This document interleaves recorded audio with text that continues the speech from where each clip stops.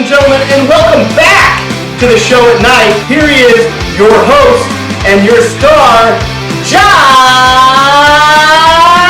Beckett!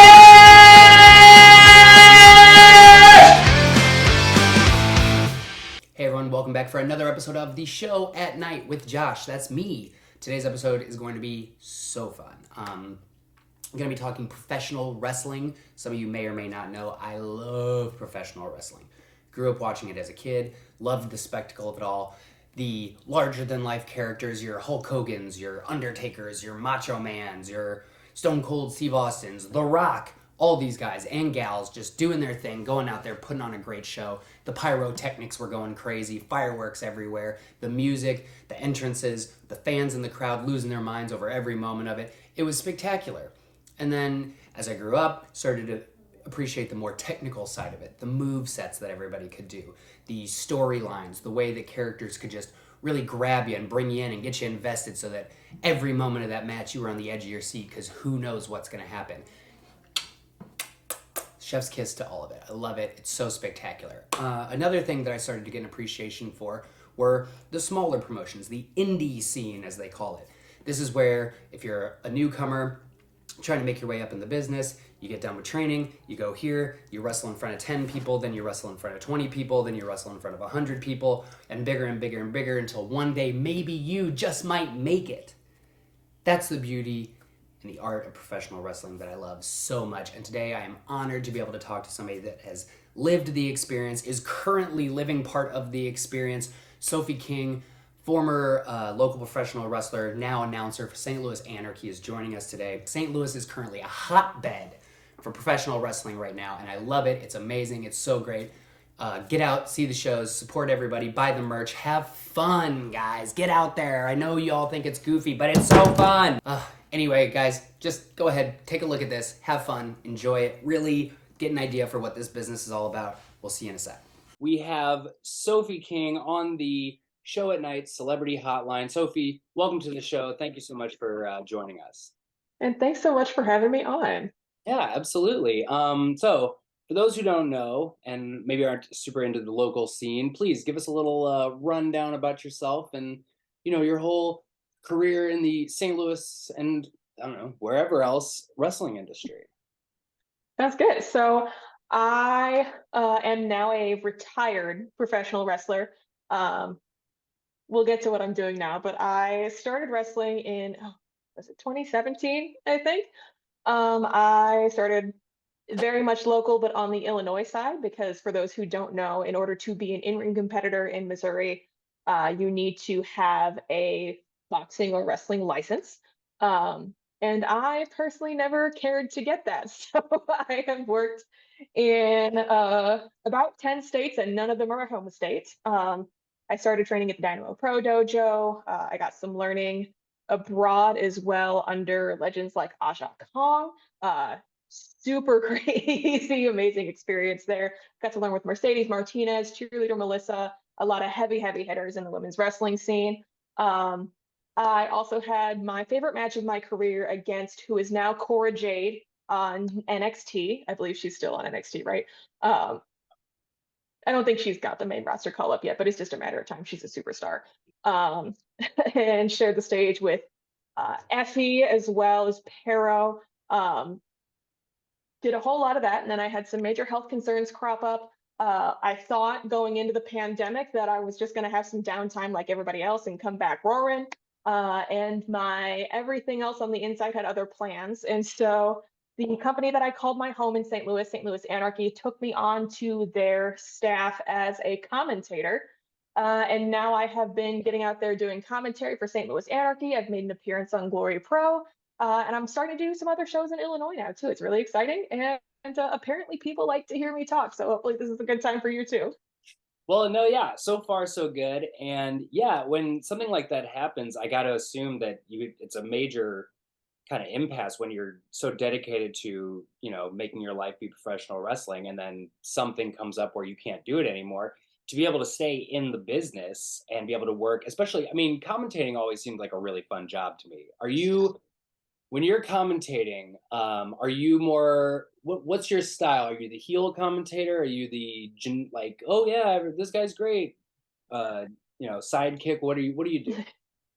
So what I tend to do generally is I like to lean into a play-by-play. I feel my in-ring experience has really lent generously to my ability to call the action. Um, but I also do love to get a bit into the color side. I try to stay in my lane on play-by-play, but if I've got some really good color to add, I will jump in with that too. Although my most notable color commentary tends to be me sliding down in my chair and going, whenever there's particularly nasty moves. So that's kind of my signature on commentary. I think you need to get I think that needs to be on a T-shirt and at the merch stands at the next show that you guys work. Speaking of the next show, if you want to go ahead and give a plug, where can people see Anarchy? When's the next show? Any information you got about it? Please go ahead. So you can find Anarchy. You can search STL Anarchy on Twitter or on YouTube. All of our matches do go up on YouTube individually, or if you want to see the entire show and how it flows, you can also catch them on iwtv.live. You can search for Anarchy shows in full there. But say you just want to catch the main event, or say you just want to catch Laney Luck and Billy Starks that just happened at the last show. Absolute banger. It's going to knock your socks off. You can find that match in its entirety on the STL Anarchy YouTube page. And our next show is coming up in October. This is a rare one now. We normally run on Fridays, but we've got Masato Tanaka coming in town for Canvas of Dreams. And so that is actually going to be a very rare Thursday show. Sorry for my lighting flutter there. But Thursday, October 12th will be when that goes down. That'll be the next time that you can hear me in the commentary booth. What is it like when you're an indie wrestler and you kind of have to like shoot off offers, or how do you get booked on all these different, because you said you wrestled in 10 different states. How do you, get all that to happen? So any greenhorn wrestler will let you know that the trick to getting booked is making the drives. You just need to hop in a car with whoever else is actually booked on the show, get your face known, help set up, make them aware. And then if you're showing up and you're reliable for them, they'll go, okay, great, kid, we'll put you on the pre-show. You can have a match with old Jimmy the Dragon, go for it. And then you establish yourself as a performer and they're like, okay, well, actually, maybe we don't bring Jimmy back, but we like you. We're bringing you back. Now you're here on purpose. And so it's a lot of building relationships and networking. It's wild now that I'm talking about it out loud in my day job. I am part of corporate America, and realizing how critical networking is across both industries is a little bit wild, and now I'm reeling. So, okay. So you come out of training. Is it mostly the people that train you and the teachers there that get you booked on the early shows, or do you send people a tape? How do you convince people, hey, like, one, I've been training to do this, and two, I'm good enough and safe enough to actually work a show with somebody? There's essentially two ways that your first match happens, depending on if your training school itself has a promotion, or if it's fully divorced from any promotion that it feeds into. When I first started, there was a promotion that my training school fed into, but I didn't actually graduate from my first training school. I wound up breaking off to work with a different trainer independently. And my first match was definitely my trainer taking me and one of the only other girls in my training class. Not that I identify as a girl, but gender, wrestling, binary. So he picked the two of us up and went to a promotion and said, "You're giving these two their first match because I said so." And they say, "Okay, sure." And that's how a lot of us that work with independent trainers get our first match. Well, I mean, I guess that's a good way to start, because at the very least, you've been training with these people, so you kind of know what you're both capable of. Makes it a little easier to, plan out your spots and all that type of stuff. So Mhm. that's good. What is it like when you're traveling and suddenly you're going up against somebody you've never met before, or maybe you know a little bit about, but you don't have, a ton of knowledge about? How does that process go with just going, okay, let's make a match? You're both really sweaty, step one. Especially if you're both newer and you don't know how other people tend to operate. You're just like, "Ooh, I hope this one's good," because it's a crapshoot. You never know if you're going to wind up with somebody safe early on in your career unless you've already worked with them. Uh, Something that I always made a habit of, by the way, was just keeping tabs on everybody on social media so I would know who the people I really wanted to work with are. Um, but That's more just being aware of your industry peers. So when you are hitting the road for the first few times, first held couple dozen matches, you have your greatest hits in your back pocket. You know the things you can do that are going to knock it out of the park every time. You're like, this is my bread and butter. This is my grocery list. You're going to go up, you're going to meet somebody, and they're going to have their grocery list. And you're just going to compare items on your grocery list together and go, okay, this is what we can do. I don't know what you mean when you say that, so we're not doing that. Um, that's essentially how it feels meeting up with any new opponent. Now, it really scares you when somebody says, I don't have a grocery list. I just kind of walk into the grocery store knowing what I want. That's a lie. That just means that nothing that person's going to do is going to be comfy, but you just have to live with it. Well, yeah, it's like in that terminology, it's like they say, don't go to the grocery store when you're hungry, because it could just be. That part. Those are the people that load up the match with too many things and you all forget it and it's a hot garbage fire and you're just like, what comes next? Oh my God. Yeah. Hey, I don't really know what we're going to do, but what do you think about 5 glass tables on top of each other? Because that's kind of what I'm thinking for today. Let's roll. Yeah, that's what you have to talk some folks out of. I'm not even going to lie. Well, yeah, and I would hope I would hope most people would. So another thing I've always wondered about, these promotions is they usually have about, depending on the size of the promotion and what's going on with it, they usually have 1 to 3 either, bigger names that are in a bigger on TV, all that type of stuff promotion. Or I know before they really started to branch out more, it was a lot of people that used to be in, WWE or WCW. I think the first time I looked around and said like, oh my God, I'm just like in the same room as these people, was working for a promotion called Rise that is now unfortunately defunct, but anything you can find. But there are 2 different Rises. One's in Texas and it's still running. And then there's Rise, DWTA, or DTWA. And that's the one that is now defunct, but it was how I got exposed to Mercedes and Aja Kong and Hiroyo Matsumoto. I got to be part of a seminar under Gail Kim and Jimmy Jacobs. And I just sat there going, oh my God, I'm talking in front of these people right now. Like I'm wrestling in front of Jimmy Jacobs and he's telling me what he wants to see in my match. And Jimmy Jacobs is talking about my promo.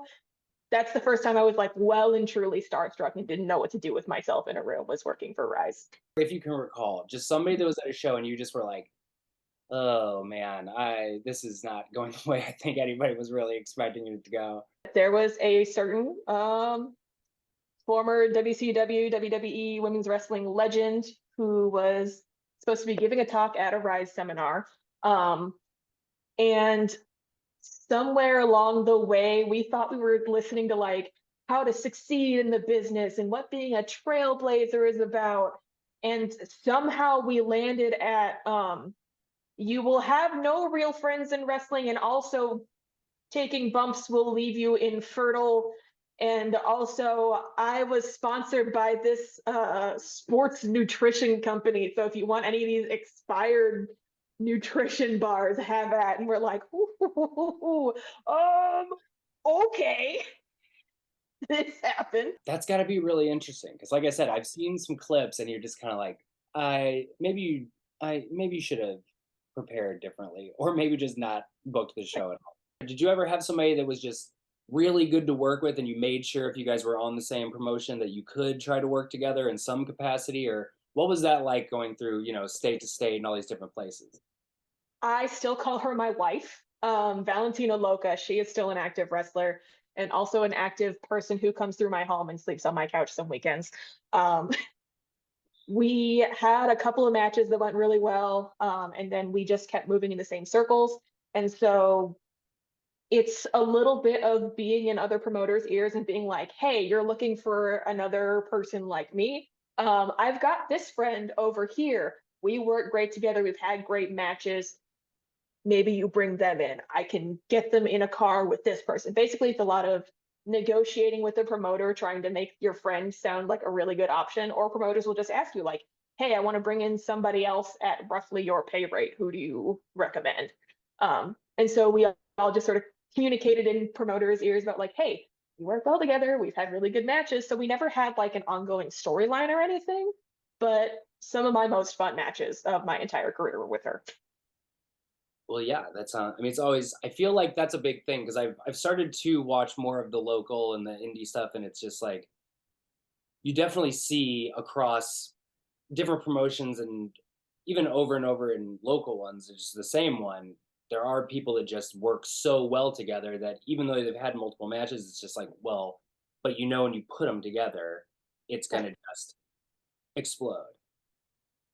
Like I would love to see another Gary J Warhorse match. I was such a fierce rivalry when it was super active, and they've both done so many other things now that I would love to see them run it back again. And anywhere that they do, I will show up.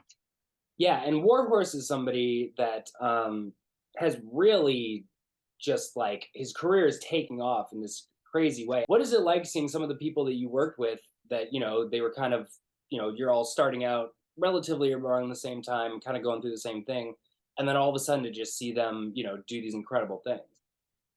Oh my God, the pride is unreal. I actually had a watch party with friends when we found out that he was going to be on AEW. We brought a whole bunch of people in. We had pizzas and popcorn, and we knew that the match wasn't even going to be that long, probably. But we're like, it doesn't matter. We gotta see Warhorse's real name. We gotta see him. So it's when you get to see people like Willow Nightingale actually on AEW is also somebody that I met through Rise and had a really good relationship with, and seeing her and the explosion that she got. A lot of my friends have gone through AEW actually, and you get emotional and like you feel all this like flourishing hope when you see the homies succeed, or at least I do. I'm a very friend generated person. Um, I get so excited seeing that happen. Like it's just this incredible pride to go like my friend's on TV, man. Like that's the coolest thing. Yeah. I remember the last time I was at an AEW thing, I don't even think he was wrestling. I think he was just part of the security team. But Dan the Dad was there. Yes. And he comes in to, you know, break things up, and people start recognizing him, and you just hear this Dan the Dad chant throughout the building. And he's kind of like, all right, like keep it together, but I'm supposed to be, I'm not Dan the Dad, I'm Dan the security guard today. I'm security Dan. It's so awesome to see that from this local talent and people that are here regularly. It's really cool. Oh yeah. Anytime I see Mike Outlaw on anything, anywhere, I am screaming, I am crying, I am throwing my hat on the floor, I am beside myself. He is, when I say day one, he is my absolute day one, and he is not known enough throughout the country. He's hardly even known enough throughout the state. Like he could be making $1 million, and I'd still say he's underrated. Yeah, no, there really is some great talent coming out of St. Louis, and that's one of the things that makes me excited. Seeing all these things is just like, wow, we're kind of becoming this like hotbed for plugging out these local wrestlers. So it's very fun to see. All right, couple more questions. Yeah. The standard question that every wrestler gets at some point or another in their career. If you could pick, but I'm going to expand on it a bit. Okay. If you could pick A, dream opponent, and B, if you wanted to mix it up a little bit, besides just a standard regular match, what is your dream match with your dream person that you would like to put together if you were booking it? I'm not even gonna lie. Part of my making peace with not being in the ring anymore was like I stopped letting myself consider that. So give me like 2 seconds. Because there's so many folks like I would love. I never got a chance to mix it up with one-on-one with Outlaw. We were a tag pair once, which was no wait, it was a tag match against each other. And I body slammed my opponent, my tag partner, onto him, which was hilarious because I think if you put the two of us side by side together, we were one Outlaw wide. But oh my God, I would love to have. I think if I had to put like a stake in the ground, I would love to have a three-way match with Max the Impaler and Edith Surreal. Edith and I were supposed to tag. I think the world of her. She's an incredible competitor. She's done so much for trans visibility within the sport. Max as well. I would just love to get in a ring with all of us and just have like some gender anarchy and some really beautiful wrestling. That's another thing before we get to the next thing. It really is also amazing how in the last handful of years that both gender-wise and, you know, orientation-wise, it seems nobody cares when they get in the ring. Like you can be, I mean, which is, you know, luckily the people in St. Louis are a little more chill, but in a state like Missouri, you figure, you know, if you're going out there as an openly, you know, whatever you identify as wrestler, people are gonna, you know, back in the day, they'd throw bottles at you and jump over and try to take you out in the ring. The fact that it's just become so commonplace and so accepted and so just like, okay, as long as you put on a good show, like I really don't care what you're doing is really cool to see. Because I mean, like I remember back when I was a kid watching wrestling, that was like the punishment. It was like we're gonna make you act like you're gay or something. Right. But I really appreciate the fact that there's been so much more visibility over the last 5 to 10 years. I will say that's particularly true in places that are good at making money. Um, I will not lie and say that I have found open acceptance everywhere. I know Max and Edith also still face a lot of horrendous transphobic folks, Yeah. but in these places that are like the hubs of activity in their regions, like if you go to Glory Pro, if you go to St. Louis Anarchy, if you go over in, depending on where they're running at the time, Indianapolis or Chicago, and you go to Black Label Pro, they're going to be super open and they're going to be super accepting. But a lot of these places where a lot of us are still cutting our teeth, the wildest show experience I ever had, I was in a tag team against a man called the Hardcore Homo. And I sat there, I was like, y'all, do we see me right now? Do you recognize when somebody's going to get called a homo going into this ring and it's somehow not going to be the kid with the shaved head and nose ring? Like, yeah. he's so for real. And I'm assuming this was a straight person. Very straight. His girlfriend was applying his drugstore Maybelline pink eyeshadow, which you couldn't see outside the ring, for the record. It was really quality production. Well, I mean, that whole show is a whole story. Ooh. Oh, I mean, I can imagine. All right, one more thing before we wrap here and get to we'll go back over when the next show is, because I want people to come out. I want people to support local wrestling. I want people to come out and see you and listen to you on the YouTube. So we'll go back and we'll plug all that once more.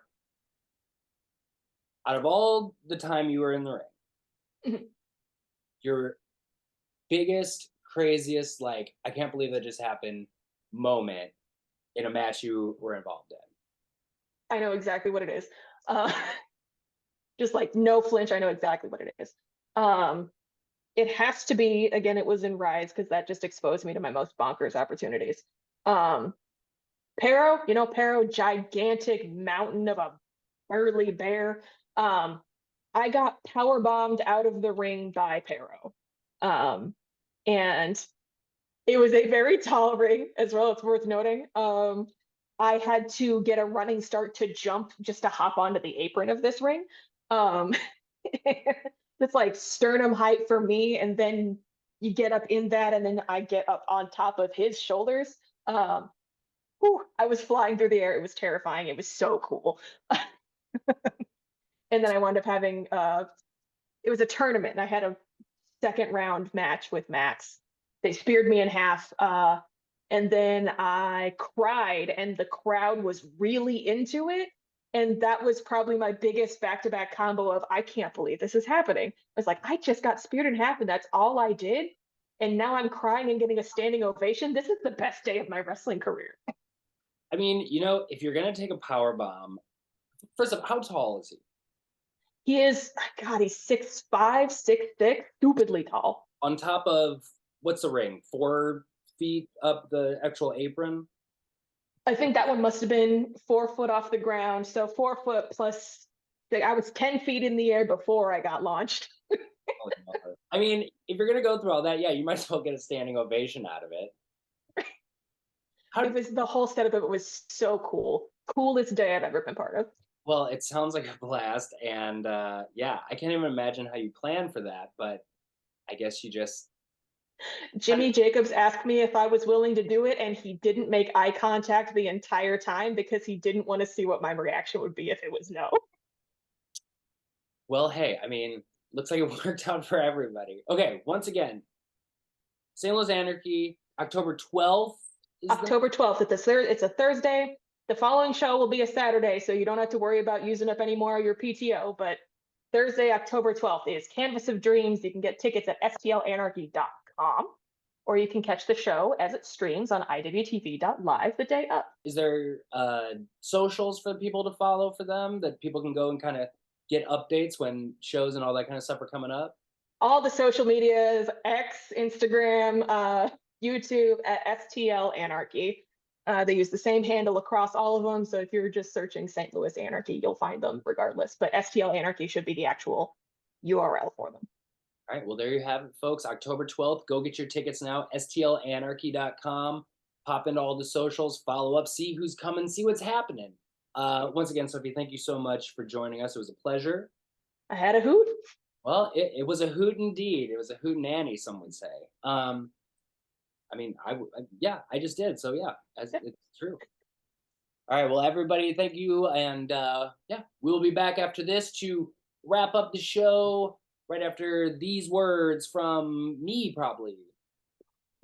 Well, everyone, there you have it. Sophie King with some in-depth information, some great stories. Just, it's really, professional wrestling is just such a unique community, and it's very tight-knit, and the people that are into it, and they love to talk about it and be there and support their favorites. It's so good. Like I said, make sure you go out. October 12th, over in Alton, stlanarchy.com. Go get your tickets now. Check them out. We may or may not be there. October 12th, Thursday. Maybe come check out the show at night. But for everybody here, for myself, for Sophie, for you guys, once again, do something today that makes you happy. Please. If it was watching this episode, cool. Glad to help you with that. But yeah. Thank you for watching once again. I love you all. And we'll talk to you. As we always say here, bye.